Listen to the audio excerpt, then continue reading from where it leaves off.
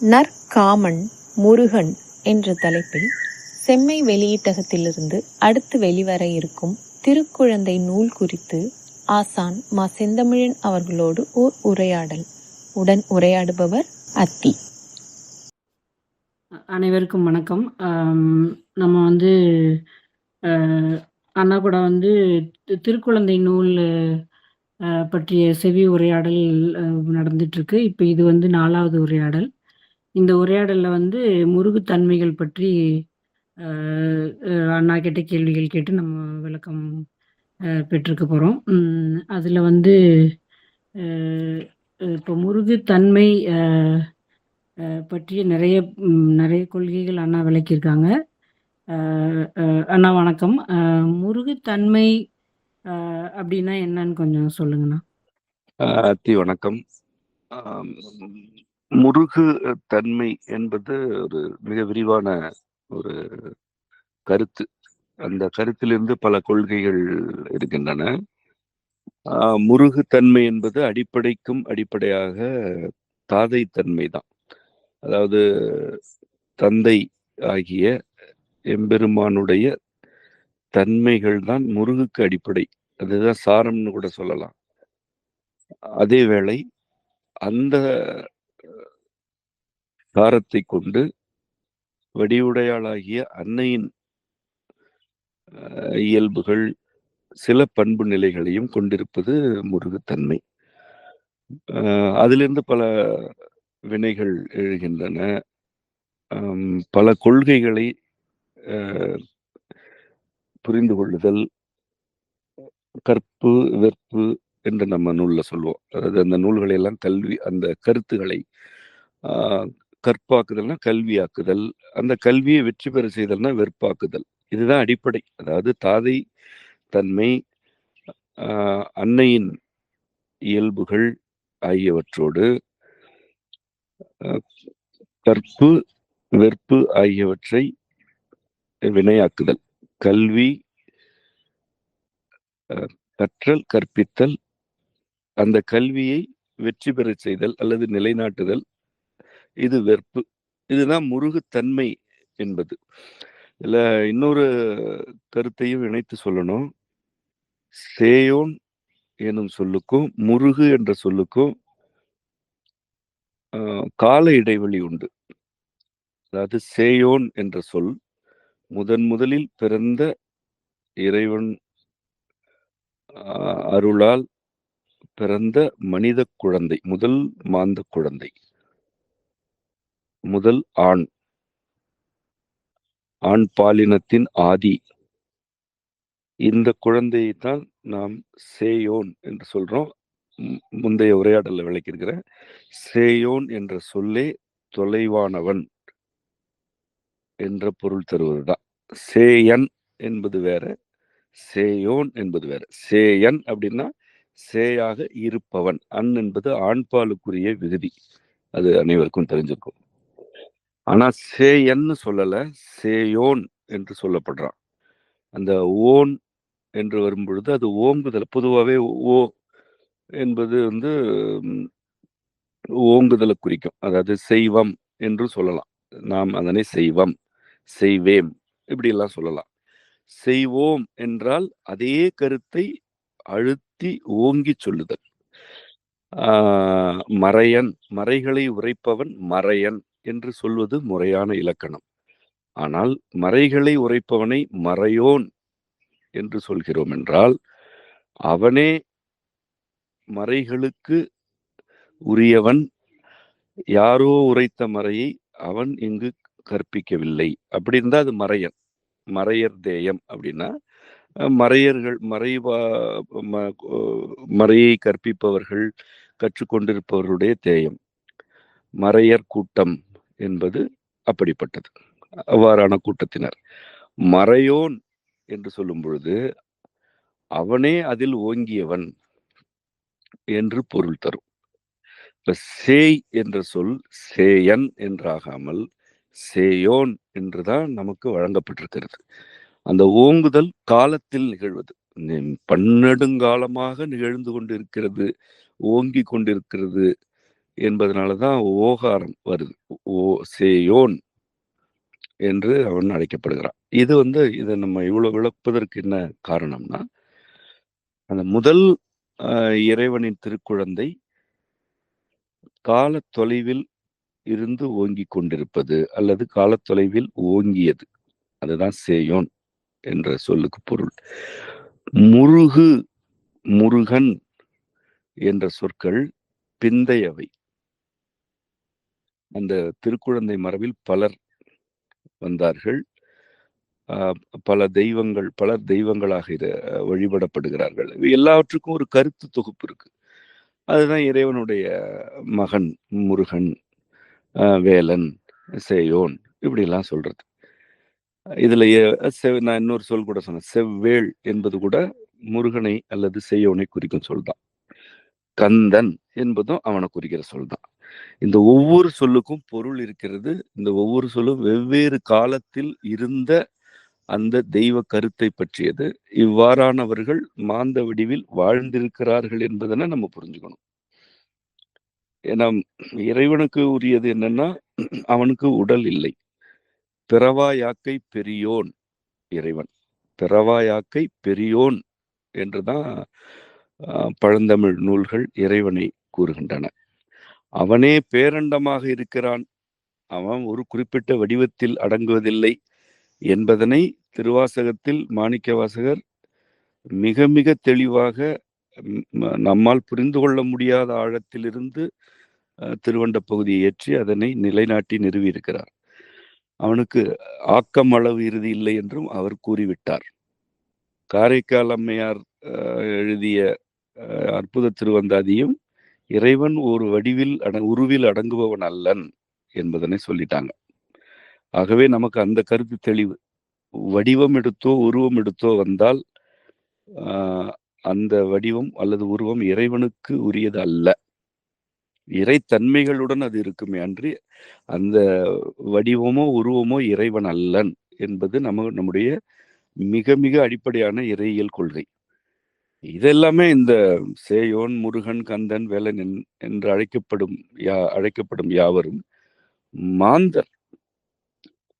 அவர்களுடைய காலத்துக்கு பிறகு அவர்கள் தெய்வம் என்று வழிபடப்படுகிறார்கள். அது இன்னைக்கும் ஊர்களில் அந்த வழக்கம் இருக்கு. கருப்பு கோயில் இருக்கு, பல்வேறு அம்மன், பேச்சியம்மன், பொன்னியம்மன், இந்த மாதிரி எல்லாம் பல அம்மன் வழிபாடு இருக்கு, அன்னை வழிபாடு. அதெல்லாம் பெண்கள், அப்படி வாழ்ந்த பெண்கள் வழிபடப்படுகிறார்கள் என்று நம்ம புரிந்து கொள்ளலாம்.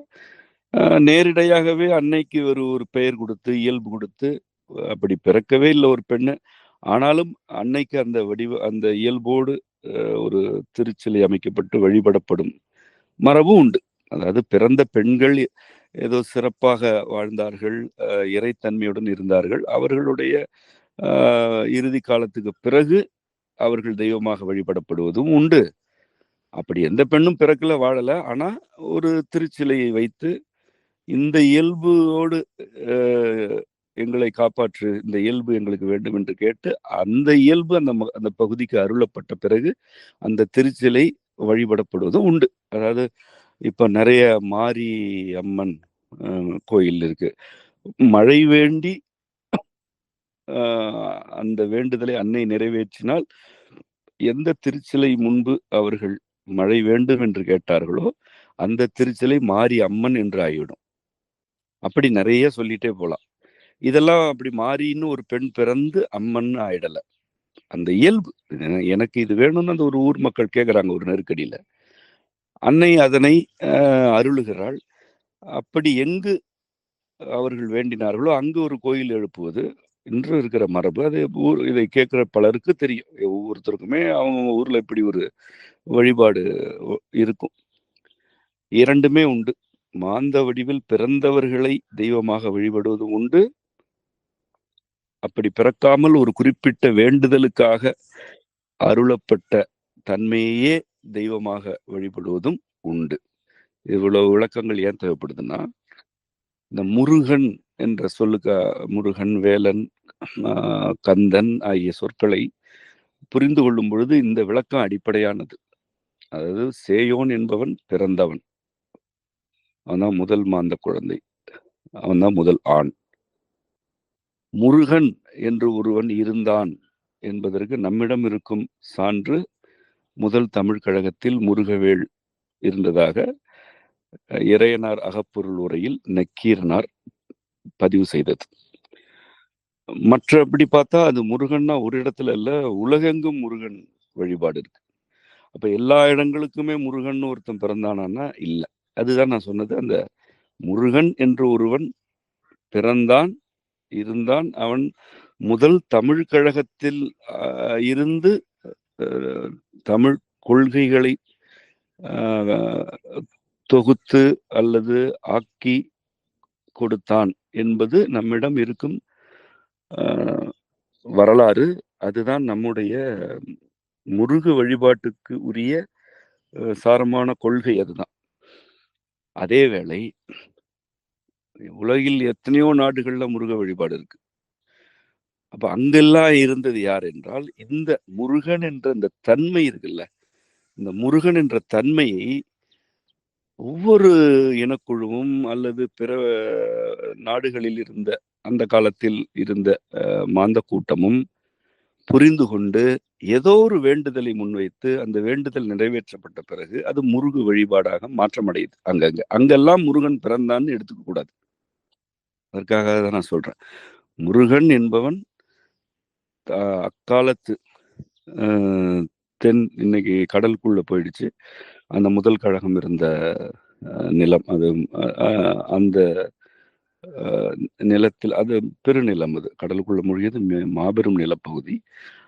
அதுல இருந்தவன், அங்கு பிறந்து வாழ்ந்தவன் என்று நாம் புரிந்து கொள்ள வேண்டும். மற்ற இடங்களிலெல்லாம் அந்த தன்மைகளை வழிபட்டார்கள். எப்படி மாறி வேண்டும் என்று கேட்டால் மழை பொழிந்து மாறி அம்மன் எழுந்தாலோ அதுபோல ஏதோ சில தன்மைகளை வேண்டி அந்த தன்மைகள் கிடைத்த பிறகு அங்கெல்லாம் மாறி அம்மன் போல் முருகன் என்ற தெய்வ வழிபாடு இருந்தது, இன்றும் இருக்கிறது.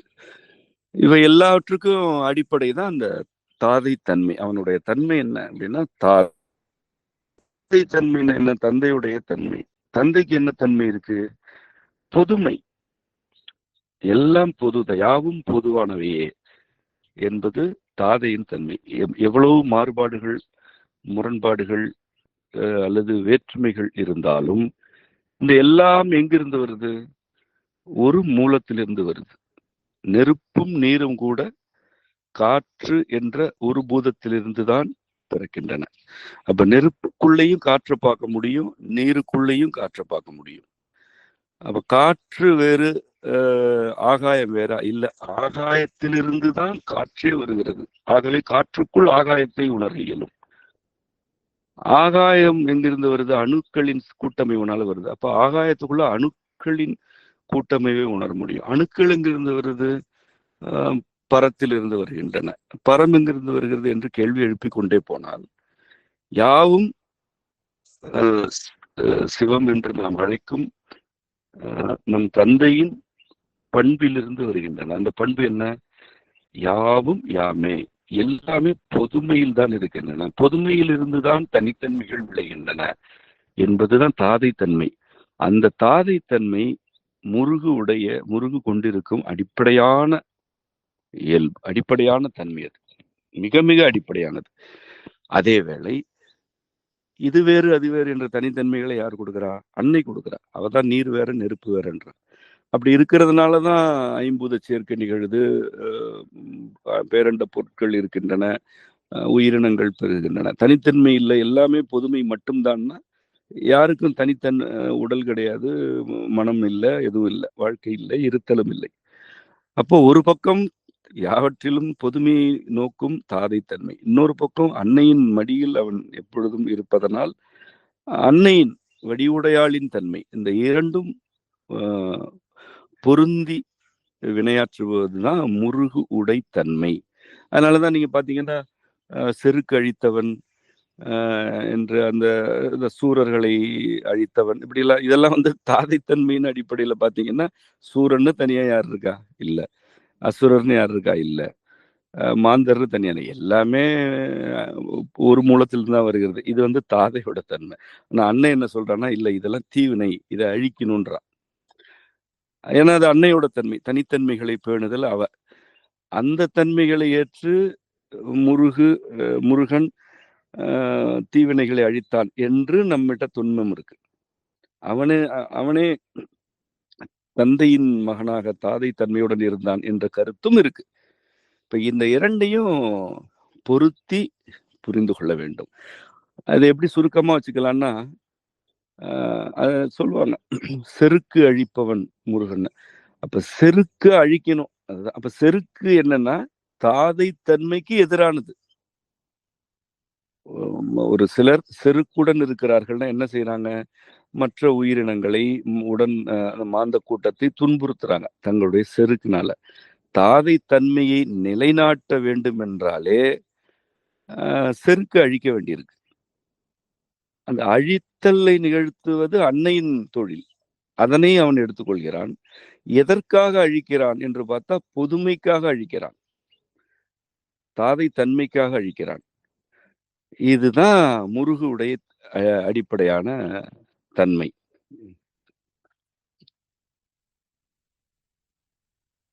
நன்றிங்கண்ணா.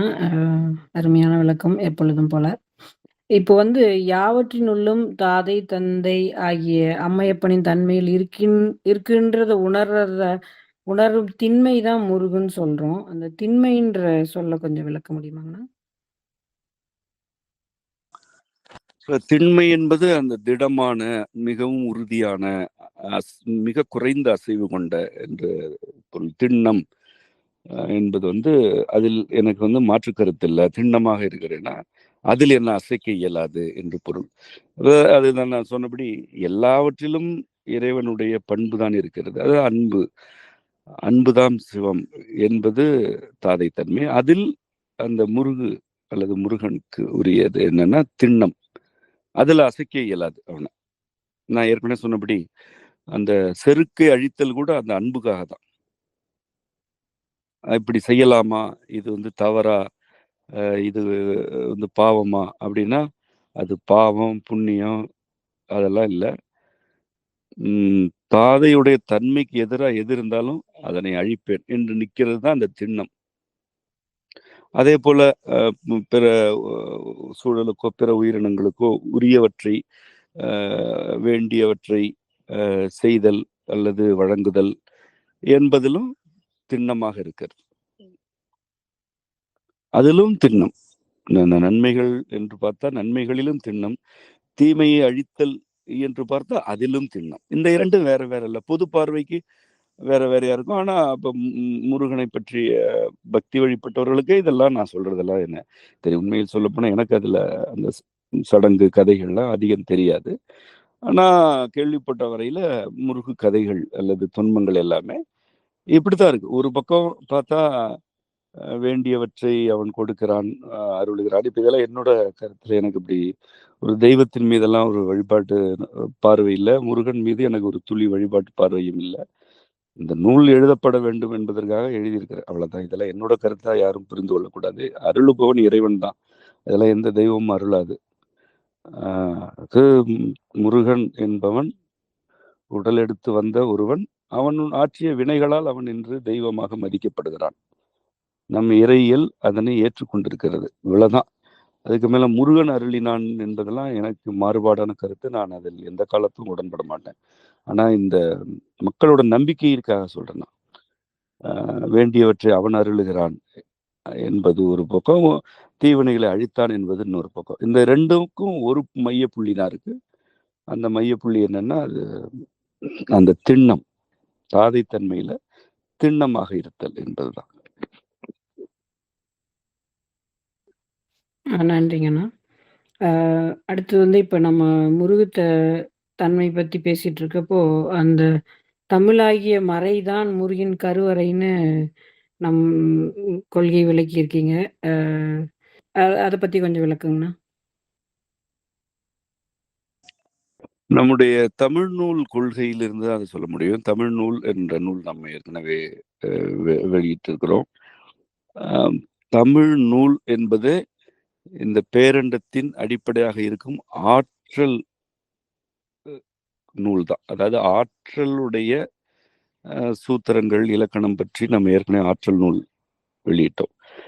அந்த ஆற்றல் சூத்திரங்களும் இலக்கணமும் அப்படியே தமிழ் இலக்கணத்துக்கு உரியன. அதாவது தமிழும் ஆற்றலும் ஒன்று என்பதனை நாம் அதுல அந்த 2 நூல்களிலும் வெளிப்படுத்தியிருக்கிறோம். அதை கற்பித்துக் கொண்டும் இருக்கிறோம். இந்த தமிழ் எனப்படும் தமிழாகிய ஆற்றல் உள்ளே முதல் உயிர் மெய் சேர்க்கை நிகழ்கிறது. முதல்ல உயிர் மெய் சேர்க்கை நிகழ்கிறது என்னன்னா, க முதல் எழுத்து, இந்து இரண்டாவது எழுத்து. அதாவது ஆற்றலின் 8 நிலைகள் உண்டு. அது நம்ம நிலை படிகள்னு சொல்லுவோம். அதாவது நிலையான படிகள் 8, மற்றெல்லாம் அதோடைய அடுத்தடுத்த வடிப்படிகள் தான். இதற்கு அடுத்த நிலை தான் முதல் 8. அந்த ஆற்றலோட முதல் அல்லது 1ஆம் நிலையில் இருப்பது இக்கு ஆகிய ககர மெய். 8ஆம் நிலையில் இருப்பது இந்து. காங்கியாச்ச எழுதுறோம் இல்லையா, அதுல இந்து கூறிய அகரமுற்றது தான் ந. இப்ப 8ஆம் நிலையில் இருக்கிறது இந்து, 1ஆம் நிலையில் இருக்கிறது க. இந்த முதல் உயிர்மை சேர்க்கை எப்படி நிகழுதுன்னா எல்லாவற்றிலுமே அப்படிதான். அதாவது ஆதியும் அந்தமும் தம்முள் புணர்தல் தான் படைப்பு கொள்கையில உள்ள ஒரு ஒழுங்கு. அதாவது 1 ஆதி, 8 அந்தம். முதல்ல 1 2 சேர்க்கை கொள்ளாது. முதல்ல 1 ஆதியும் அந்தமும் சேர்க்கை கொள்ளும். அதாவது 1 8 புணர்ச்சி கொள்ளும். இது எல்லாத்துக்குமே உண்டு. நீங்க எந்த ஒரு படைப்பிலும் இந்த ஒழுங்கு இருக்கும். இதை எளிமைப்படுத்தி சொல்லணும்னா, இப்போ ஒரு விதை முளைக்கிறது, அது ஆதி. அது முளைவிட தொடங்குது இல்லையா, அது நம்ம 1ன்னு வச்சுக்கிறோம், ஆதி. இப்படி முளைக்கும் அந்த ஒரு தாவரத்துக்கு உச்சமான கால வரையறை என்று ஒண்ணு இருக்கும். அது 300 ஆண்டுகள் வாழுங்க. அதுதான் அதோடைய வரையறை அப்படின்னு ஒண்ணு இருக்கும். அதுதான் அதோட அந்தம். இதற்கு இடையில அது முளைக்கு பாதியில அழுகி போகலாம், மாடு மேயலாம், ஆடு மேயலாம், ஒரு 50 ஆண்டுகள் அது வெட்டப்படலாம். அது நிகழ்றதுதான். அது 4வது 5வது நிலைகள், 6வது 7வது நிலைக்கு சிதைஞ்சு போறதெல்லாம் உண்டு. ஆனா அதற்கு உரிய காலம்ன்றது 8. அதாவது 300 ஆண்டுன்னு வச்சுக்கிட்டோம்னா அந்த மரத்துக்கு 300 ஆண்டு, அதுக்கு அதோடைய உச்சமான காலம். அதுதான் அதோட அந்தம். இது இறுதியாகிறது. முதல்லயே ஒரு தொடக்கம் எழும்பொழுது அதனுடைய இறுதி முடிவாகி விடுகிறது என்பதுதான் கொள்கை. இப்படி இல்லாம எதுவுமே இங்கு படைக்கப்படுறது. ஒரு அணு பிறந்தாலும் சரி, ஒரு அண்டம் பிறக்கிறது என்றாலும் சரி, பிறப்பின் போதே அதன் இறுதி யாது என்பதனை இறைவன் வகுத்து வைத்திருக்கிறான். இது பிறந்துடுச்சு, இது என்ன ஆகும்னே தெரியல, இது எவ்வளவு காலம் இருக்குன்னே தெரியல நிலை எந்த பொருளுக்கும் கிடையாது. அப்படி ஒரு ஒழுங்கற்றதாக ஒரு வேலை இருந்துச்சுன்னா நமக்கெல்லாம் வாழ்க்கையே இருக்காது. ஒண்ணு பிறக்குதுன்னா அதனுடைய அந்தம் இது என்ற கால வரையறை உண்டு. எல்லாவற்றுக்குமே உண்டு. காலத்துக்கு மட்டும் இல்ல, அதோட திறனுக்குன்னு ஒரு எல்லை இருக்கும். அதனுடைய இயல்புகளுக்குன்னு எல்லை இருக்கும். குணங்களுக்கு, நடத்தைகளுக்கு, செயல்பாடுகளுக்கு எல்லாத்துக்குமே எல்லை இருக்கு. அந்த எல்லை முதலிலேயே அமைந்து விடுகிறது. இதுதான் மக்கள் புரிஞ்சுக்கணும். அதாவது இது 1 தொடங்கும் பொழுதே அதன் 8 ஏற்கனவே அமைந்து விட்டது. இதுதான் இறுதி என்று உறுதிப்படாத எதுவும் தொடங்குவதே இல்லை. 1 தொடங்கும் பொழுதே அதன் இறுதி வகுக்கப்படுகிறது. இதைதான் நம்ம கூடல்னு சொல்றோம். கூடல்னே ஒரு நூல் வந்தது. அதுல அதோடைய அடிப்படை இலக்கணமே இதுதான். ஆதியும் அந்தமும் தம்முள் புணர்தல் கூடல் என்றாகும். கூடல்னாலே அதுதான். ஆதி நிலையும் அந்தமும் புணர்ச்சி கொள்ளும். இது அடிப்படை. இப்போ ஆற்றலின் 1ஆம் நிலையில் இருப்பது க, இக்கு. 8ஆம் அல்லது அந்தத்தில் இருப்பது இந்து. நிலைப்படிகளோட இறுதியில் இருக்கிறது இந்து. இப்ப இந்த இரண்டுல முதல்ல இக்கு வந்து அகரமுற்று க அப்படின்னு ஆயிடுது. அப்படி அது உயிர் அசைவு கிடைத்த உடனே, அதாவது இக்குன்றது அசைவற்றது நிலை, மெய்நிலை, அது தன்னசைவு கிடையாது அதுக்கு. அதாவது மிக இயக்கத்துல மிகுதியா இருக்குது, அசையாது, அவ்வளவு ஒரு உறுதி திட்பமாக இருக்கிறதுன்னு எளிமையா புரிஞ்சுக்குங்க. அதுக்கு அசைவு கிடைச்சது, உயிர் கிடைச்சிருச்சு. ஒரு மெய்க்கு இப்ப என்னது, இக்குன்ற மெய்க்கு என்ன கிடைக்குது, அகரம்ன்ற உயிர் அசைவு கிடைச்சிருச்சு. அப்ப க அப்படின்னு ஆயிடுது. கிடைத்த உடனே அது என்ன செய்யும், தன் அந்தத்தோடு புணர்ந்து விடும். அந்த அந்தத்துல இருக்கிறத இந்து. அப்போ க க தன்னுடைய அந்தமாகி இந்துடன் புணர்ந்து கந்து அப்படின்னு ஆகுது. இதுதான் ஆற்றலுக்கு உள்ளே கந்து பிறக்கும் முறை. இதுதான் கந்து. கந்து என்ற சொல்லுக்கே என்ன பொருள் இருக்குன்னா, இப்ப கந்துன்றத நம்ம வந்து இந்துன்னு இல்லாம கந்து அப்படின்னு எழுதுறோம். அது வந்து இது இல்ல, அது வந்து பயில் சொல்லுன்னு நம்ம சொல்லுவோம். பயில் சொல், பெயல் சொல், நம்ம சொல் குறித்த இலக்கணத்துல நம்ம அதை நூலாக்கிட்டு இருக்கிறோம். இதெல்லாம் பயின்று வரும் சொற்கள். இப்ப கந்து அப்படின்றத வந்து கந்து அப்படின்னு தான் வரும் சொல் வளர்ச்சியில, மக்கள் வழக்காற்றுல அப்படி ஆகும். இப்ப இந்த கந்து என்ற சொல்லுக்கே என்ன பொருள்னா, இறுக்கமாக கட்டப்பட்ட, கட்டமைக்கப்பட்ட அப்படிதான் பொருள். மிக தெளிவாக, உறுதியாக, ஒழுங்குடன் கட்டப்பட்டதுதான் கந்து. அது சொல்லுக்கே பாருங்க, அவ்வளவு அற்புதமான பொருள் தான் இருக்கு. இப்போ கந்தல் அப்படின்னு ஏன் சொல்றாங்க, துணி கந்தல் ஆயிடுச்சுன்னா என்னன்னா, கந்து அல்ல ஆயிடுச்சு அது. அதாவது கிழிஞ்சிருச்சு, நைந்து போயிட்டு, சிதைந்து இருக்கிறது, துண்டு துண்டு ஆயிடுச்சுன்னா அது கந்தல் ஆயிடுச்சு. இன்னொன்னு கூட சொல்லுவாங்க, கந்தர கோலம்னு சொல்லுவாங்க பாத்தீங்களா, கந்தர கோலமாக்கிட்டா அப்படின்னு சொல்லுவாங்க. வீட்டை கந்தர கோலமாக்கிட்டா அப்படின்னா என்ன பொருள்னா, கந்து கந்து என்ற ஒழுங்கு, இறுக கட்டப்பட்ட ஒழுங்கு அருந்து விட்டது, அப்படி ஒரு கோலமா கிடக்கு. இப்ப ஏதாவது ஒரு ஒழுங்கு குலைந்து விட்டால் அது கந்தர கோலம், ஒழுங்கு குலைந்து விட்டால் அது கந்தல். அப்ப கந்துன்ற சொல்லுக்கு பொருள் என்ன, எவ்வளவு அற்புதமா இருக்கு.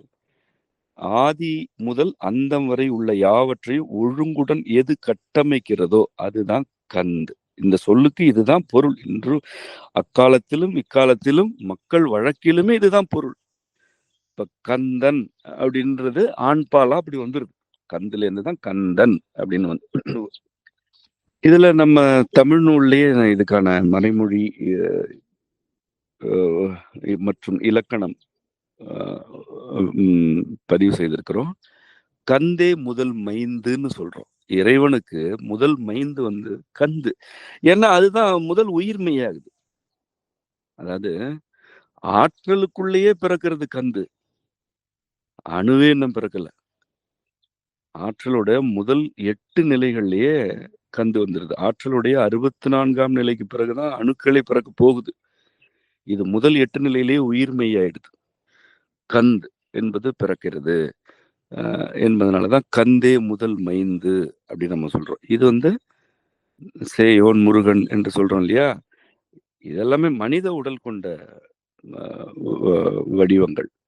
கந்தெல்லாம் அப்படி இல்லாத ஆற்றலுக்குள்ள இருக்கிறது. ஆனா கொள்கை ஒண்ணுதான். இப்ப ஆற்றல் என்பது அம்மையப்பருடைய மூல நிலைகளில் ஒன்று. அந்த மூல நிலை ஈன்றெடுக்கும் முதல் உயிர்மை கந்து. அதனால இறைவனோட மகன் கந்தன்னு சொல்ற வழக்கம் வருது. அவன் மகன்லாம் கிடையாது, அது ஆற்றல். அது ஆற்றல். அதுதான் அணு. கந்து தான் அணுன்னு வளரப்போகுது. நம்ம அதெல்லாம் இப்ப இந்த நூல் தலைப்புக்கு வெளியில இருக்கு. அதாவது கந்து தான் அணு, அதுக்கு தனியா கொள்கைகள் உள்ளன. இப்ப ஆற்றல் அணு ஆகிறது. அணுன்னு தனியா ஒரு அணுன்னு இருக்காது, ஒரு அணு திரட்சி ஆகுது. இந்த அணு திரட்சி தான் பேரண்டம் ஆகுது. அதுபோல சேயோன் என்ற ஒருவன் முதலில் பிறக்கிறான். அதிலிருந்து ஆண் பாலினம் பெண் பாலினம் என்ற பகுப்பு விரிவடைந்து மாந்த கூட்டம் விரிவடைந்தது. இந்த ஒப்புமை இருக்கு. கந்து இறைவனுடைய மூல நிலைகளின் நாள் ஈன்றெடுக்கப்படுவது,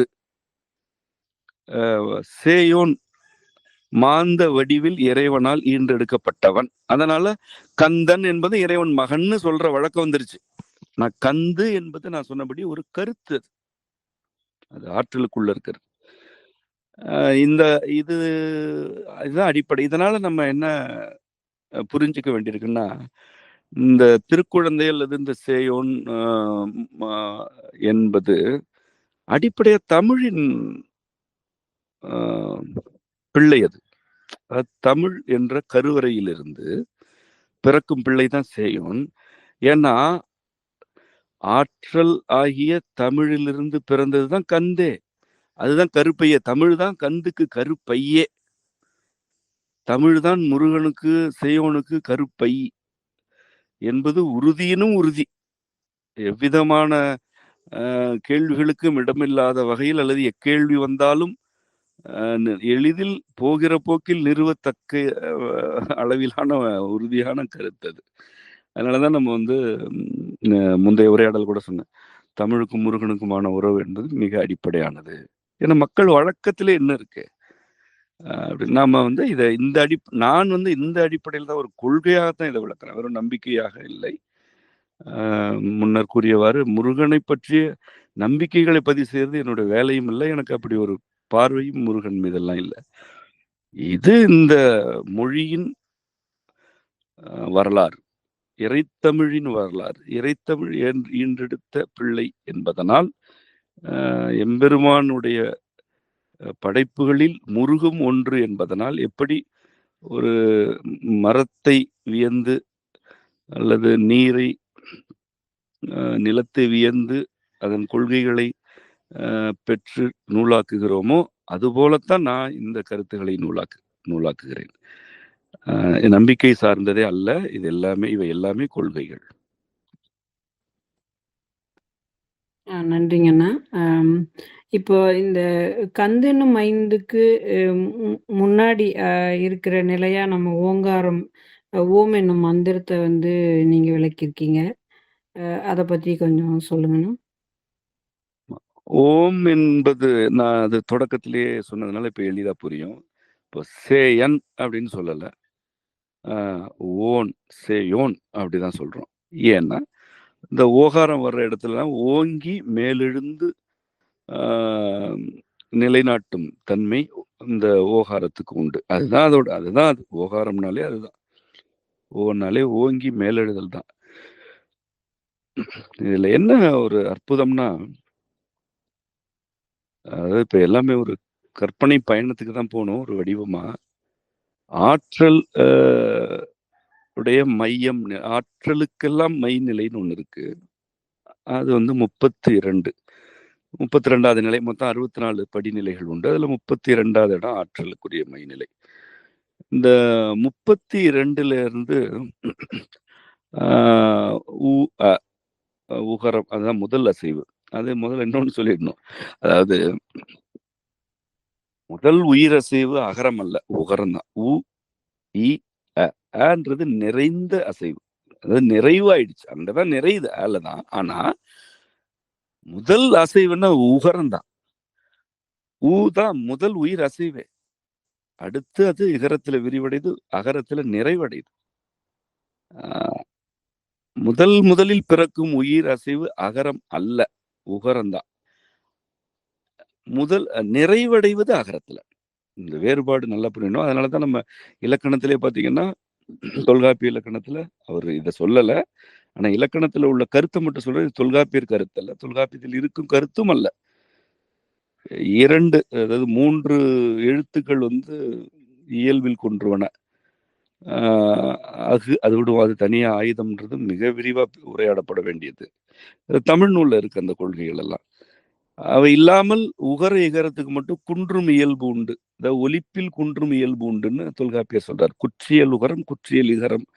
குற்று இயல் கொண்ட உகரம், குற்று இயல் கொண்ட இகரம். அதாவது ஒலிப்பில் அளவில் குன்றும் இயல்பு கொண்ட உகர இகரத்தை பற்றி சொல்றாரு. மற்ற எந்த எழுத்தும் அப்படி இயல்பா அந்த ஒலிப்பில் குன்றாதன. அது ஏன்னா முதல் அசைவே உகரம்தான். அதுக்கு முழுமையான அளவு இருக்காது. அதாவது இப்ப ஊன்றது இந்த ஒரு மாத்திரை தான். ஒரு குரில். அப்ப அதுக்கு வந்து ஒரு மாத்திரை கால அளவு. ஆனா உகரத்துக்கு வந்து ஒரு மாத்திரை எல்லா இடத்துலயும் கிடைக்காது.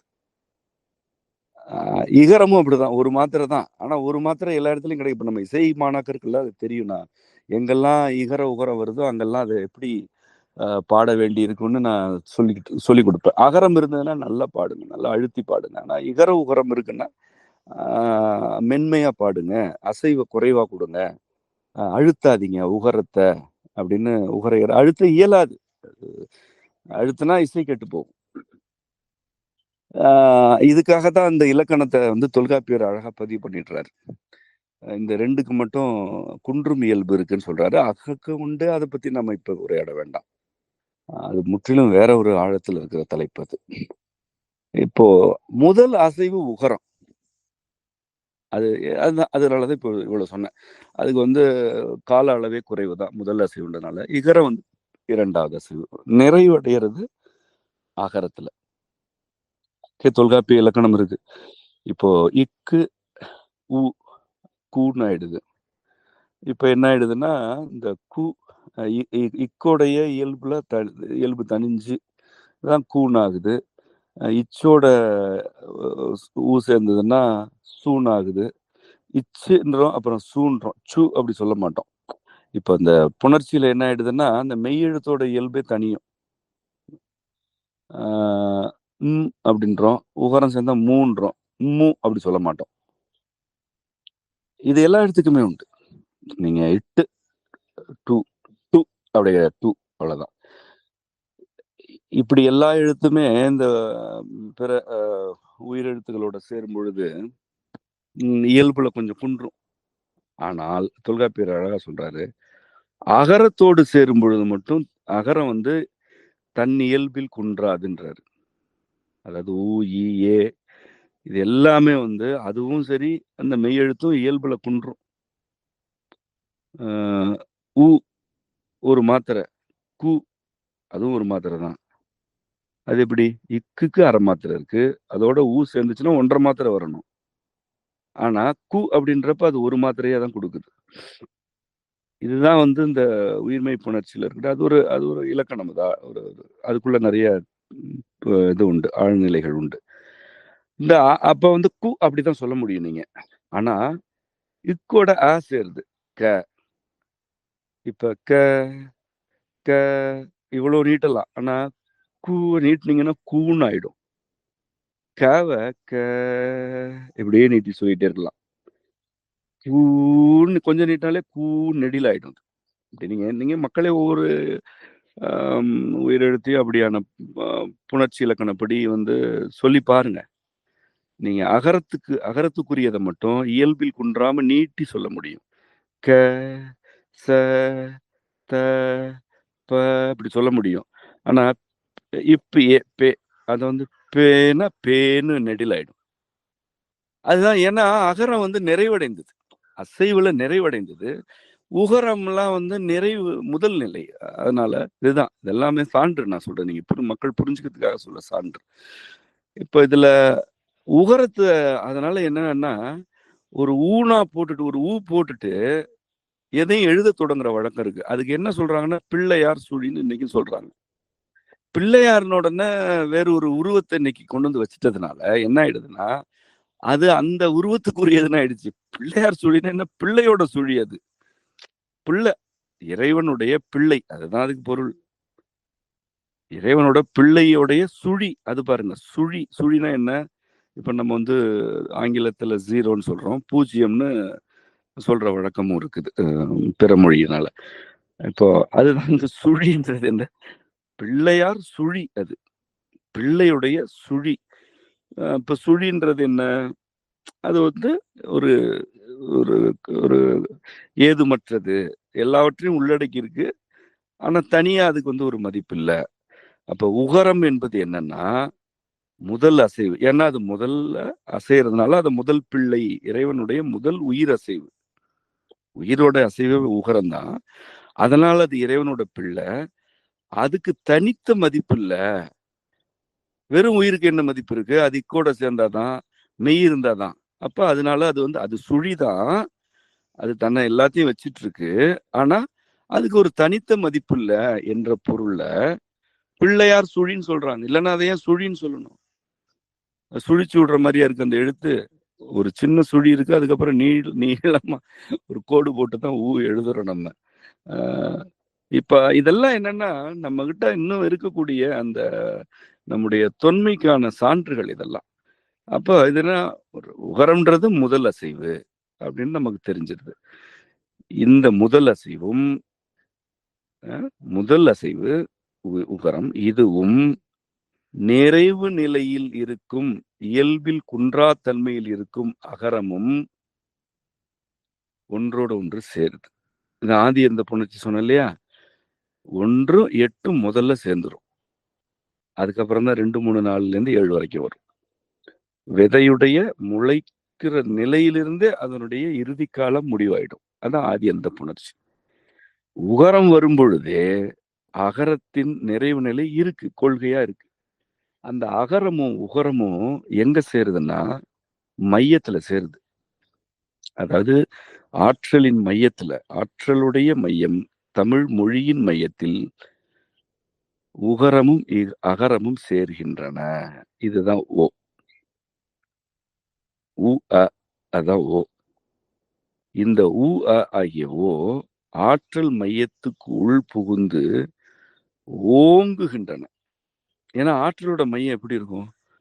அதை கற்பனையே செய்ய முடியாது. நீங்க ஒரு அணுவே கற்பனை செய்ய முடியாது. அணுவை பெத்தெடுக்கிறது ஆற்றல். அப்ப அது எப்படி இருக்கும்? இந்த மொத்த பேரண்டத்துக்கு அது மையம் என்றும் சொல்லலாம். அது முதல் அசைவும், அதாவது இப்ப நீங்க நேர் எதிர்ப்புணர்ச்சின்றீங்க. ஒரு ஒரு எதிர்த்தன்மை, ஒரு நேர்த்தன்மை 2 சேர்ந்தா அதுலேருந்து மின்சாரம் வருது. அது நெருப்பாகுது, பல வேதிப்பொருள் ஆகுது, வெடிக்குது. ஒரு நேர் ஒரு எதிர் 2யும் குறிப்பிட்ட விகிதத்துல சேர்த்தா என்ன ஆயிடுது? பெரிய வெடிப்பை கொண்டு வருது, பெரிய திறன் கொடுக்குது, வெப்பத்தை ஏற்படுத்துது இல்லையா? அப்போ ஒரு நேரும் ஒரு எதிரும் சேர்ந்தாலே, அளவு மாறுபாடுகளை கொடுத்தாலே அதுல அவ்வளவு பெரிய விளைவு வருது என்னும்போது, அணுக்களை எல்லாம் பெற்றெடுக்கும் ஆற்றல், இந்த மொத்த பேரண்டம், கதிரவன் என்ன பெரிய கதிரவன், பல கோடி கதிரவன் இருக்கு. இந்த எல்லா கதிரவனுக்கும் ஊற்றாக இருப்பது ஆற்றல். அதை கற்பனை கூட செய்ய இயலாது. அதுதான் மாணிக்கவாசகர் சொல்லுவார், சித்தமும் செல்லா சேட்சியன் காண்க, சொற்பதம் கடந்த துள்ளோன் காண்க, அப்படிலாம் சொல்லுவாரு. அது ஒரு அளவுக்கு மேல வந்து அது என்ன ஒரு ஒரு கற்பனையில கூட காண இயலாது, புரிந்து கொள்ள இயலாது அந்த நிலையெல்லாம். அப்படிப்பட்ட ஆற்றலின் மையம், அதுவும் ஆற்றலோட மையம் அது எப்படி இருக்கும்? ஒரு கடலோட மையம்னு நம்ம வந்து அங்க ஒரு மையம் கிடையாது கடலுக்கு. பல வந்து மையம் போன்ற மையத்தை ஒத்த நிலைகள் இருக்கு. அங்க எல்லாமே இருக்கிற இழுப்பு, ஏற்படுற சுழில என்னென்னவோ நிகழ்ந்துட்டு இருக்கு. புவி மையத்தை நோக்கி உள்ள போனா கற்பனையில உள்ள போய் பாருங்க. அது எப்படி இருக்கு? என்ன ஒரு இயக்க மிகுதி இருக்குது அந்த புவியோட மையத்துல. புவியெல்லாம் ஒரு துரும்பு கூட கிடையாது ஆற்றலுக்கு முன்ன. ஆற்றலுக்கே மையம் அது. இந்த ஆற்றலோட மையத்துல ஆற்றலுக்கே ஆதியா இருக்கக்கூடிய உகரமும் நிறைவடைந்த அகரமும் வந்து புணர்கின்றன, சேர்கின்றன. மையமே கற்பனைக்கு அப்பாற்பட்டது.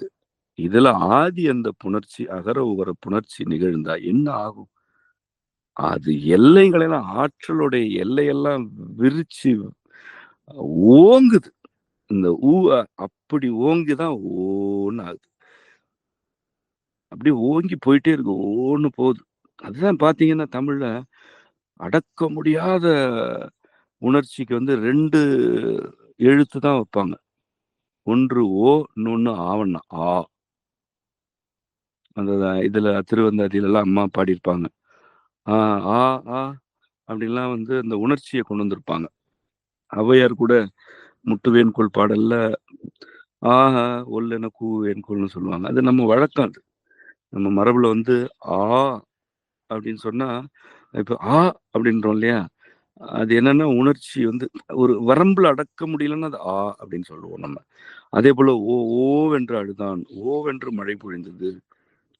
இந்த ஆ, ஓ வந்து ஒரு கோட்ட தாண்டி மேல போறதெல்லாம் வந்து இப்படி சொல்ற வழக்கம் இருக்கு. இந்த ஏன்னா ஆன்றதும் அகரம் தானே. அகரத்துடைய நெட்டு தானே, நெட்டு எழுத்து தானே ஆ. இப்போ இந்த ஆ, ஓ இந்த ரெண்டும் இப்படி ஒரு வடிவத்திற்கு அப்பாற்பட்ட நிலையை குறிக்கிறது. அதுக்காக சொல்ல வர்றேன். இப்போ ஆற்றலின் மையத்தில் உ, அ ஆகியன சேர்க்கை கொண்டு ஓ என்று ஓங்குகின்றன. அது ஆற்றலுக்கெல்லாம் வெளியில போகுது. அதுதான் ஓசைன்னு ஆகுது. தனி கொள்கை. நம்ம அத ஆம், ஆற்றல் நூல்லயும் எழுதியிருக்கிறோம். அதுக்கப்புறம் ஒலி நூல்ல அத பற்றி நிறைய கருத்துகள் இருக்கு. ஓ என்ற அந்த ஓசை கொள்கையெல்லாம் நம்ம ஒலி நூல்ல நிறைய பதிவு செய்திருக்கோம். இசை நூல்ல இருக்கு. மாணவர்களாகிய உங்களுக்கு அதெல்லாம் ஏற்கனவே பாடமாகவும் நான் விளக்கியிருக்கிறேன். இப்படி ஓ என்று ஓங்குதல் நிகழ்கிறது. அப்படி ஓங்கிட்டே போயிட்டு இருக்காது. இந்த மையம் வந்து மீண்டும் புடிச்சு இழுக்குது. அதாவது இப்ப புவியோடைய மையம்னே வச்சுக்கங்க. புவியோட மையத்திலிருந்து வெப்பம் பீறிட்டு வெளியில கிளம்பிக்கிட்டு தான் இருக்கு. புவி தனக்குள்ள இருக்கும் வெப்பத்தை தன் நம்ம பொதுவா துருவம்னு சொல்றோம். மையம் வேற, துருவம் வேற. இருந்தாலும் நம்ம புரிதலுக்காக சொல்றேன். அத நம்ம துருவத்துக்கு பக்கத்துல தான் புவியோட மையம் இருக்கும். ஒரு ஒரு அருகாமைன்னு நம்ம சொல்லலாம். அதன் வழியாக அந்த புவியோடைய அந்த கருவில் இருக்கும் வெப்பம் மேல ஓங்கிட்டு தான் இருக்கு. அப்படியே போகாது. மீண்டும் அது உள்ள இழுக்கும். அப்படி போயிடுச்சுன்னா வெடிச்சிரும் புவி. அப்படி வெளி செல்வதும் உள் நுழைவதும் மாறி மாறி இருக்கறனால தான் இந்த வடிவம் இருக்கு. அது அப்படியே வெளியில போயிட்டே இருக்குன்னா என்ன, ஒரு எரிமலை வெடிக்குது பார்த்தீங்களா? அதுதான் வந்து வெறுமனே போறது. அப்போ ஓங்குதலும் தாழ்தலும் உடன் நிகழ்வாயிடும். அது ஓங்கும் தாழும். இது இடையறாமல் நிகழ்ந்து கொண்டே இருக்கு. ஓங்குதல் ஓ என்றாகிறது. தாழ்ந்து வரும்பொழுது ஆற்றலின் மையத்தில் இருக்க எழுத்து தான் இம். அதாவது இக்கு முதல் எழுத்து, 8வது எழுத்து இந்து, அது கந்துன்னு ஆயிடுது. 16வது எழுத்து மகர மெய்யாகிய ம். 16வது எழுத்து மகர மெய்யாகிய ம். இந்த 16 தான் 32வது இடத்துலயும் இருக்கும். அதுதான் 64ஆம் இடத்துலயும் இருக்கும். இப்போ ஓ என்று ஓங்கி என்று தாழ்கிறது. இதனாலதான் ஓசை, இதுல இருந்தா ஓசை பிறக்கிறது. இதுதான் ஓசையுடைய பிறப்பு. உண்மையிலே சொல்லணும்னா ஓம் தான் அணு பிறப்புக்கு அடிப்படை. அதாவது ஆற்றலாகவே அப்படியே இருந்ததுன்னா அணுவெல்லாம் ஆகாது. அதோட மையத்திலிருந்து வெளிப்படும் விசை ஆற்றலுக்கு புறத்தே சென்று மீண்டும் ஒடுங்கும் பொழுது அணு திரட்சி ஆகுது. அது தனியா, அது அணு கொள்கை. ஆனா ஓம் என்பதுக்கும் அணு கொள்கைக்கும் உள்ள உறவு பிணைப்புன்னு கூட சொல்ல முடியாது. அந்த உறவு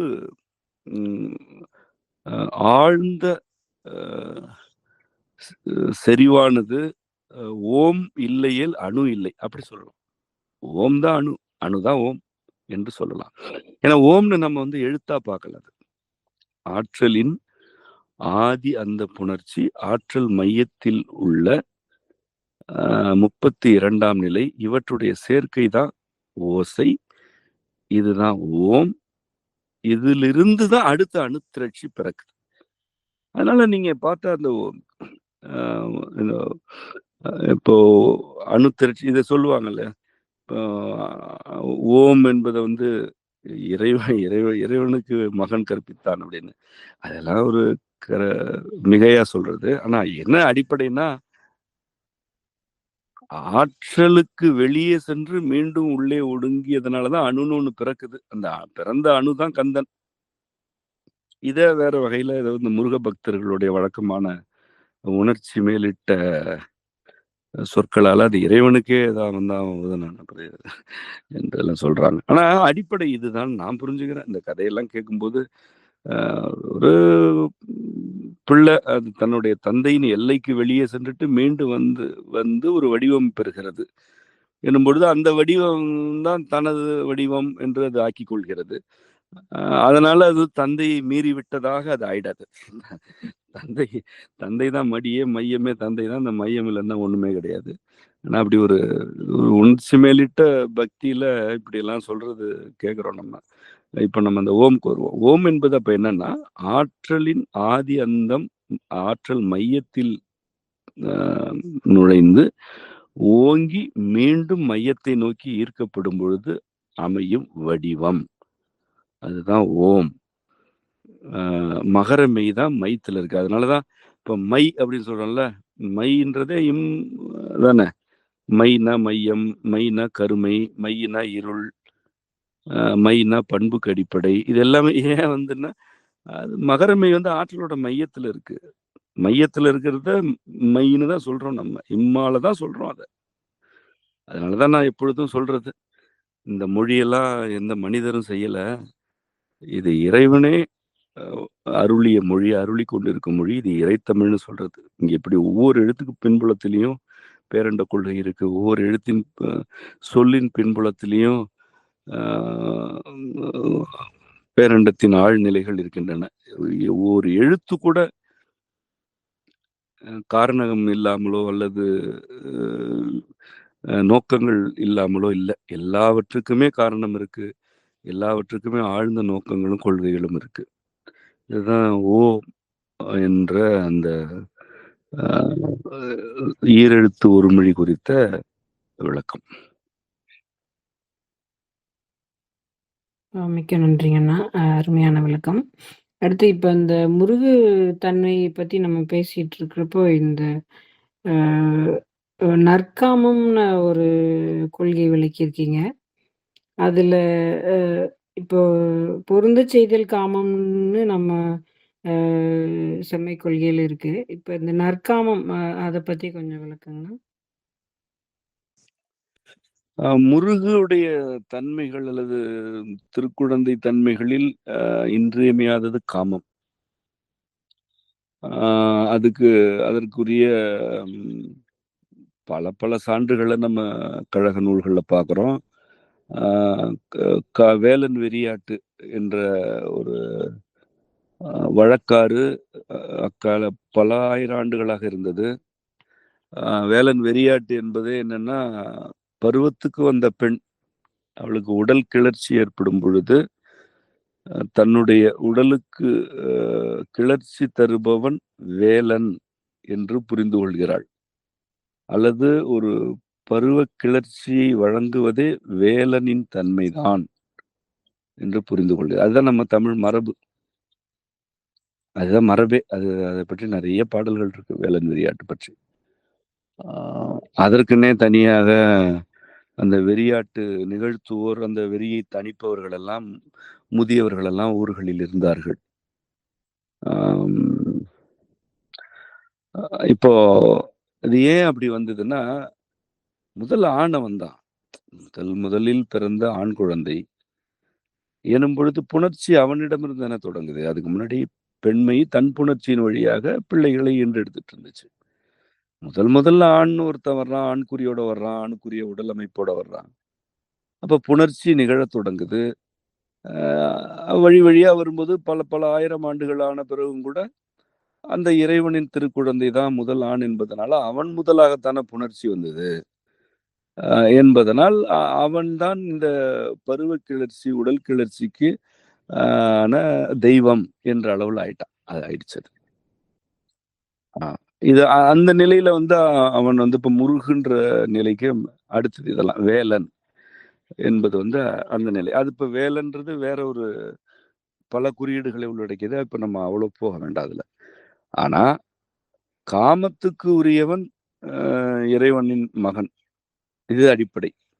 இறைவனோட மகன் தான் காமத்துக்கு உரியவன் என்பது அடிப்படையானது. ஆ இதுலேருந்து தான் வேலன் வெறியாட்ட வந்து பெண் என்ன செய்வான்னா, அவளுக்கு வந்து உடல் திணவெடுக்கும் பொழுது அவ இதேதான். ஆ, அ, ஒல் என கூவேன் கொல்ன்னு சொல்ற மாரி அந்த பெண் வந்து கத்துறா, வீட்டுக்குள்ள என்னால கட்டுப்படுத்த முடியல அப்படின்றத ஏதோ ஒரு வகையில சொல்றா. அவளுடைய உடல் அசைவு இதெல்லாம் காட்டுது. அப்போ இப்ப இதுக்குன்னே வெறியாட்டு நிகழ்த்துவோர் இருக்காங்க. அத வந்து குற்றம்னெல்லாம் இப்ப இருக்கிற மாதிரிலாம் அதுல வந்து குற்றம்லாம் பார்க்க மாட்டாங்க. அது ஒரு இயல்பு மகிழ்ச்சி தான் அடைவாங்க. பொண்ணுக்கு வந்து உடல் கிளர்ச்சி வந்துருச்சு. அவ வந்து ஒரு பெரிய பிள்ளை ஆயிட்டா. அவளுக்கு விவரம் வந்துருச்சு. இனி அவளுக்குன்னு ஒரு தனி வாழ்க்கை வரும். அவளுக்குன்னு குழந்தைகள் இருக்க போறாங்க என்று மகிழ்ச்சி தான் அடைஞ்சாங்க. மகிழ்ச்சி. ஏன்னா அது ஒரு இயல்பான வந்து ஒரு உண்மைக்கு நெருக்கமான வாழ்க்கை முறை அது அக்காலத்துலலாம் இருந்தது. ம். அப்ப என்ன செய்றாங்கன்னா, அந்த வேலன் தானே வந்திருக்கான்னு வேலன வந்து தணிக்கிறாங்க. "டேய் நீ பொண்ண விட்றா. அது எப்படி இந்த உணர்ச்சி குடுத்துட்ட போதும். ஆனாலும் நீ வந்து தொடர்ந்து அவள துன்புறுத்தாத. அவளுக்குன்னு ஒரு துணை வரட்டும். வருவான்." அப்படின்னு அது வேலனுக்கு ஒரு நன்றியும் தெரிவிக்கணும். அப்புறம் வேலன வந்து தணிக்கவும் செய்யணும். அதுதான் வந்து வெறி வெறி ஆட்டு. வேலனுடைய வெறியே ஆட்டுவித்தல். அ ஆட்டுவித்து அதனை தணிக்கிறது. அது என்ன நடந்திருக்கும்னா, முதியவர்கள் வந்து வந்து அந்த கூத்து ஆடி அது ஒரு இசை நிகழ்வாக்கி அத வந்து அந்த பெண்ண வந்து வெறிய தணிக்கிற மாரி சடங்காக்கியிருப்பாங்க. பிற்காலத்துல சடங்காகியிருக்கும். அ ஆனா என்ன அடிப்படை என்னன்னா, அந்த பிள்ளைக்கு வந்து அந்த வழிகாட்டல்கள சொல்றது தான். உடல்னா இப்படிதாம்மா இருக்கும். இப்படிலாம் இருக்கும். அப்படி நடந்துக்கணும் அப்படின்னு சொல்லிக் குடுக்கறது தான். ஒரு கல்வி தான் அது. இல்லன்னா அது எதுக்கு போய் தமிழ் கழக பாடல்லலாம் போய் பதிவு பண்ண போறாங்க. ஒரு தனிப்பட்ட பெண்ணுக்கு புணர்ச்சி நாட்டம் வந்துருச்சுன்றதெல்லாமா உட்காந்து பாட்டுல எழுதிட்டு இருப்பாங்க. அப்படி எவ்வளவோ இருந்தது எல்லாத்தையுமே எழுதுனாங்க. இது வந்து ஒரு பெரிய வழக்காறாக இருந்திருக்குனாலே, அது ஒரு கல்வியா இருந்திருக்கு. ஒரு பெண்ணுக்கு வந்து வந்து பாரு இதுதான் உன்னோட உடல் அமைப்பு. மார்புனா இப்படி இருக்கும். உன்னோட பெண் குறி இப்படி இருக்கும். இது உதரப்போக்கு இப்படி வரும். இந்த மாரி எல்லாம் கிளர்ச்சி ஏற்படும். இத நீ இப்படியெல்லாம் இப்படி புரிந்து கொள்ளணும். அ இப்படி பொறுப்பா நடந்துக்கணும். என்று சொல்லிக் குடுக்கிறது தான். அதுக்கு வந்து இது ஒரு சடங்கு.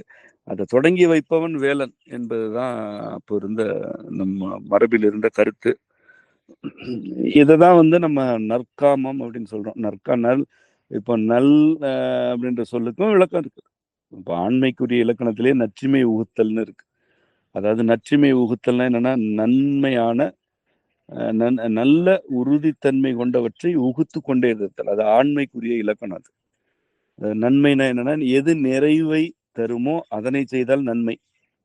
இப்ப பொதுவா வந்து நல்லது, கெட்டதுன்னு இருக்கு. அ ம் அந்த பொருள்லலாம் நம்ம இத சொல்லல. நீங்க ஒன்று செய்றீங்க, அது உங்களை நிறைவு நோக்கி அழைத்துச் செல்லும். நிறைவான மனநிலை, நிறைவான உடல்நிலை நோக்கி அழைத்து செல்லும் என்பதற்காக நீங்கள் எதைச் செய்தாலும் அது நன்மை.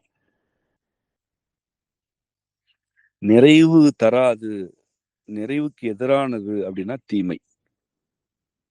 அதுதான் நம்ம சொல் பொருள் அதான். அதாவது நன்மைன்னா என்னன்னா, நீங்க ஒரு செயல்ல ஈடுபடுறீங்க, அது உங்களுக்கு வந்து நிறைவான மனநிலையும், உடல்நிலையும் தரும். உங்க வாழ்க்கைய அது நிறைவு நோக்கி அழைத்து செல்லும்னா, அது நன்மை. நிறைவு என்ன பிடிச்சது, வெற்றிகரமா செய்யறது, அத பத்திலாம் இங்க பேசல. நிறைவா இருக்கேங்க அப்படின்றீங்களா? அந்த நிறைவுக்காக நீங்க என்னெல்லாம் செஞ்சீங்களோ அது நன்மை. அந்த நிறைவையே கெடுத்துக்கிறது, விளங்காம செய்யறதுக்குன்னு எது செஞ்சாலும் அது தீமை. இது இலக்கணம் அடிப்படையா. இப்ப இந்த ஆண்மைக்குரிய இலக்கணம் என்னன்னா, நற்றிமை உகுத்தல். திமைன்றது என்ன? நீங்க ஏற்கனவே திண்ணம்னா என்னன்னு கேட்டீங்கல்ல? அதே பொருள் தான். திம்மென்று இருத்தல்னு சொல்லுவோம். அ அதான் உறுதியா இருக்கிறது. நற்றிமைனா நன்மையான உறுதி தன்மையை உகுத்துக் கொண்டே உகுத்தல்னா சிந்துதல்னு வச்சுக்கலாம். ஆண்மைன்னா என்னன்னா, நிறைவுக்கு உரிய உறுதியான செயல்களை சிந்திக் கொண்டே இருக்கணும். எது நிறைவு தருமோ, அந்த நிறைவுக்கு உரிய கருத்துக்களை, செயல்களை, வினைகளை, உணர்ச்சிகளை எப்படி சிந்திக்கிட்டே இருக்கணும். அதாவது உகுத்துக்கிட்டே இருக்கணும். யாருக்குன்னா, மற்றவர்களுக்கு. நற்றிமை உகுத்தல் ஆண்மை இலக்கணம். இப்ப விந்து அப்படிதான். அது விந்து ஆண்மைக்குரிய ஒரு குறியீடுகளில் அதுவும் ஒன்று. அது மட்டுமே இல்ல. அதுவும் ஒன்றுதான். அது எப்படி இருக்கணும்? நற்றிமையா இருக்கணும். அது வந்து ஒரு நிறைவானதா இருக்கணும், உறுதியானதா இருக்கணும். நற்றிமை உகுத்தல் ஆண்மை. ஆ ஒரு ஒரு குடும்பம் இருக்கிறது. அந்த குடும்பத்துக்குரிய நிறைவுக்குரியவற்றை செஞ்சா, உறுதியுடன் அதுல இருந்தா அது ஆண்மை. ஆ பிடிச்சதெல்லாம் செஞ்சு குடுக்கறது, அல்லது தேவையில்லையான்னு பார்க்காம ஒரு சிக்கல் ஆயிடுமோ, எதுக்கு வம்புன்னு செஞ்சு குடுக்கறதெல்லாம் வந்து அதெல்லாம் நன்மைன்னு நெனச்சுக்கலாம். அது நன்மை இல்ல. அப்ப நிறைவுக்கு எதிரானவற்றை நீக்குதல். அது ஆண்மை. எது நிறைவு நோக்கி அழைத்துச் செல்லுமோ, அவற்றை பற்றி கொண்டு இந்த செயல்களில் ஈடுபட்ட ஆண்மை. இதுதான் வந்து நற்றிமை உகுத்தல் ஆண்மை என்ற இலக்கணம். இதுல நல்லுன்றது நன்மை, நன்னுன்றதுக்கெல்லாம் என்ன பொருள்னா நிறைவு நோக்கிய செய்கை, கருத்து அப்படின்னு பொருள். இப்ப நற்காமம்னா என்ன? ஒரு காமம் இருக்குன்னா அது நிறைவு நோக்கியதா இருக்கணும், நிறைவு தரணும். ஒரு உறவுல காமம் இருக்குன்னா அது 2 பேருக்கும் நிறைவு தரணும். வெறும் கிளர்ச்சி தர்றதோ அல்லது என்ன பிடிச்சபடி என்னையோ செய்யறதோ வந்து காமம் அல்ல. நற்காமம் வேண்டும் என்பதுதான் நற்காமம் என்ற கருத்து. அது ஒரு தனி கொள்கை. அது நம்ம நூல்ல அது ஒரு கொள்கையாகவே சொல்லப்பட்டிருக்கிறது. அதுதான் நற்காமம் என்ற சொல்லுக்குரிய பொருள். அது இப்ப இதுக்கு ஒரு எடுத்துக்காட்டி சொல்லணும்னா, அருட்பத்துல மாணிக்கவாசகர் அருமையா பாடியிருப்பாரு. தக்க நற்காமன் தனதுடல் தழல் எழ விழித்த அப்படின்னு சொல்லுவார். இறைவன் வந்து விழிக்கிறான், பாக்குறான். எதுக்கு பாக்குறான்னா, தக்க நற்காமன் தனதுடல் தழல் எழ, தக்க நற்காமத்தை உடைய காமன் தன்னுடைய உடலில் தழல் எழுமாறு, அதாவது அவன் உடம்புல இருந்து வெப்பம் ஏறும்படி விழிச்சு பாக்குறான் இறைவன் அப்படின்னு சொல்றாரு. இதை வந்து இவங்க உரையில காமனை எரித்தான்றாங்க. காமனை இறைவன் எரிச்சுட்டு என்ன, அவர் என்ன உயிரினங்களே படைக்காம உட்கார்ந்துட்டு இருக்காரா? எப்படி காமத்தை எரிச்சுட்டா அப்புறம் எங்க உயிரினம் எங்க இருக்கு? அம்மையப்பர்ன்ற சொல்லுக்கே பொருள் இல்லாம போயிடுமே. உயிரினங்களை பல்கி செய்யறான். அவனே விடையேறும் பெருமானா இருக்கான். விடை ஊர்தின்றதே உயிரின பெருக்கத்துக்கான ஒரு குறியீடு. அது காளைன்றதே அதுதான். அம்மையப்பனும் புணர்ச்சியில் இருக்கிறார்கள் என்று நம்ம இறையியல் மரபே அதைத்தான் சொல்லுது. இறைவனின் மகனாக வந்தவன் வேலன். அவன் வேலன் தான் வந்து புணர்ச்சிக்கே உரிய தெய்வம் போல் வழிபடப்பட்டான்னு மரபு இருக்கு. இதுல எதுக்கு போய் காமனை எரிக்கணும்? காமத்தை எரிச்சுட்டு அப்ப என்ன பண்றது? மிக தவறாக அதை பற்றிய உரைகள் இருக்கின்றன. பாடல் நேரடியா தான் சொல்லுது, சுத்தி விளை சொல்லல. தக்க நற்காமன் தனதுடல் தழல் எழ விழித்த அப்படின்னு தான் சொல்றாங்க. அப்ப அது எவ்வளவு அழகா சொல்ற. தக்க நற்காமன்றாரு. தகுதியான நல்ல காமன், தகுதியான நல்ல காமம் கொண்டவனுடைய உடலுக்கு வெப்பம் வேணும். வெப்பம் இல்லைன்னா காமத்து செயல்களில் ஈடுபட முடியாது. ஏன்னா அது ஒரு மாந்த வரலாற்றுல அப்படி ஒரு சூழல் இருந்தது.